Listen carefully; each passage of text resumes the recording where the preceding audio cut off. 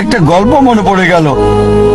এক সময় একজন ফেরেশতা এসে এক লোককে বলল, আমি তোমার উপর খুশি, তুমি যা চাইবে আমি তোমাকে তাই দেব, তবে একটা শর্ত, যা তুমি চাইবে আমি তোমাকে সব দেব, তবে তোমার প্রতিবেশীকে দেব তার দ্বিগুণ। লোকটা বলল, একটা রোলেক্স ঘড়ি আমার চাই। ফেরেশতা তাকে রোলেক্স ঘড়ি দিয়ে দিল। প্রতিবেশী দুটো রোলেক্স ঘড়ি পেল। লোকটি বলল, একটা মার্সিডিজ গাড়ি আমার চাই। ফেরেশতা তাকে মার্সিডিজ গাড়ি দিল। প্রতিবেশীকে দুটো মার্সিডিজ দিল।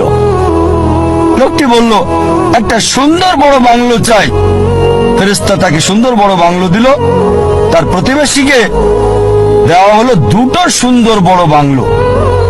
লোকটি পরে বলল, দয়া করে আমার শেষ ইচ্ছাটা তুমি পূরণ করে দাও। কি সেটা? আমার একটা চোখ তুমি নষ্ট করে দাও, যাতে কিছু আমি চোখে না দেখতে পাই।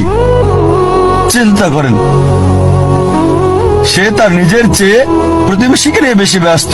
তার জীবন সহজ কিন্তু জটিল সেটা ভাবছে না সে। প্রাচুর্য কি দারিদ্রতা যাই থাকুক, সে বেশি চিন্তিত তার প্রতিবেশীর চেয়ে ভালো জীবন যাপন করা নিয়ে। এ কারণেই সে ফেরেশতাকে বলল, আমার একটা চোখ নষ্ট করে দাও, যাতে প্রতিবেশীর দুটো চোখই নষ্ট হয়ে যায়। এভাবে আমরা প্রতিবেশী কেন্দ্রিক। নিজে সুখী কিনা ভাবছে না, দেখতে পারবে কিনা সেটা ব্যাপার না।